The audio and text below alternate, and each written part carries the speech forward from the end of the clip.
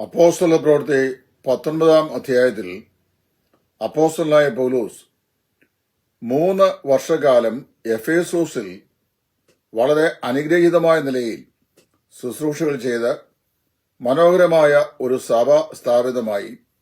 ആ സ്ഥലസഭയിൽ പരിശുദ്ധാത്മാവ് അധ്യക്ഷന്മാരാക്കി വെച്ച മൂപ്പന്മാരെയും ശുശ്രൂഷകന്മാരെയും കണ്ട് അവരെ വിലപ്പെട്ട ചുമതലകൾ ഫലമേൽപ്പിച്ച ശേഷം ആത്മാവിനാൽ ബന്ധിക്കപ്പെട്ടവനായി യെരുശലേമിലേക്ക് പോകാൻ ശ്രമിക്കുകയാണ്. അവിടെ യെരുശലേമിലേക്ക് പോകുന്നതിന് മുമ്പ് ബന്ധനങ്ങളും കഷ്ടങ്ങളും തനിക്കായി കാത്തിരിക്കുന്നുവെന്ന് പരിശുദ്ധാത്മാവ് പട്ടണം തോറും സാക്ഷ്യം പറയുന്നതല്ലാതെ വിശേഷമായി ഒന്നും തന്നെ പൗലോസിന് അറിയുമായിരുന്നില്ല. അവിടെ ആത്മാവിനാൽ ബന്ധിക്കപ്പെട്ടു എന്ന് പറയുന്നത് പരിശുദ്ധാത്മാവിനാൽ ബന്ധിക്കപ്പെട്ടിട്ടല്ല, തന്റെ സ്വന്തം ആത്മാവിന്റെ താല്പര്യപ്രകാരമായിരുന്നു എന്ന് താഴോട്ട് വായിച്ചാൽ മനസ്സിലാക്കുവാൻ സാധിക്കുന്നുണ്ട്.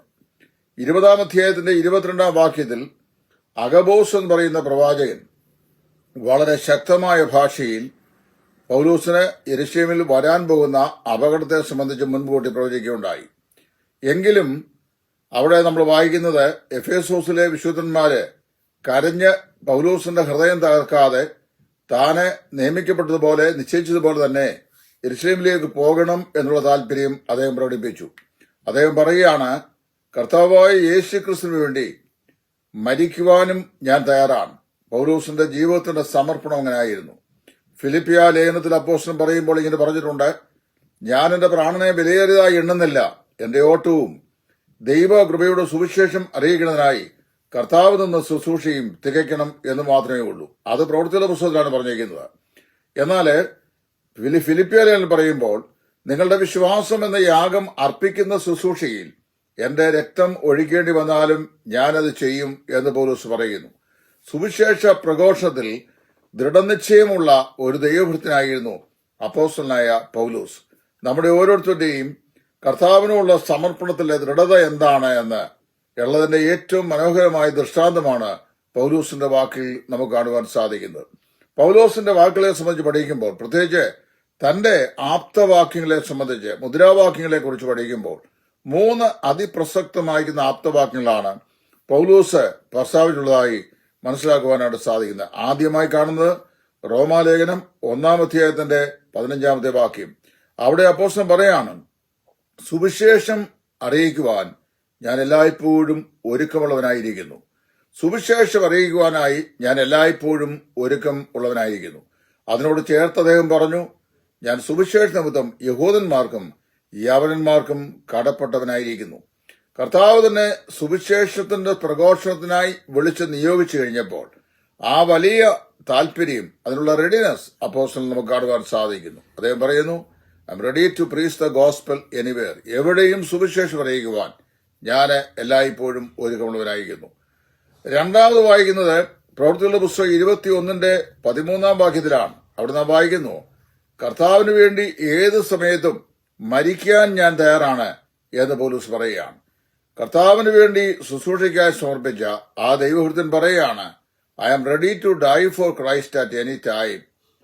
ആദ്യം പറഞ്ഞത് I am ready to preach the gospel anywhere. എവിടെയും സുവിശേഷം പ്രസംഗിക്കാൻ ഞാൻ തയ്യാറായിരിക്കുകയാണ്, ഒരുക്കമുള്ളവനാണ്. 2, I am ready to slain for the sake of Jesus Christ at any time. കർത്താവായ യേശു ക്രിസ്തുവിന് വേണ്ടി ഏത് സമയത്തും മരിക്കാൻ ഞാൻ തയ്യാറായിരിക്കുകയാണ്. മൂന്നാമത്തെ ആപ്തവാക്യം 2 തിമോത്തി 4:6 നമ്മൾ വായിക്കുന്നു. അവിടെ അദ്ദേഹം പറയുന്നു, ready to be offered and meet the lord. അതായത് തന്നെത്താൻ പാനീയാഗമായി ഒഴിച്ച് കർത്താവിനെ ദർശിക്കുവാൻ താന് ഒരുക്കമുള്ളവനായിരിക്കുന്നു പറയുന്നു.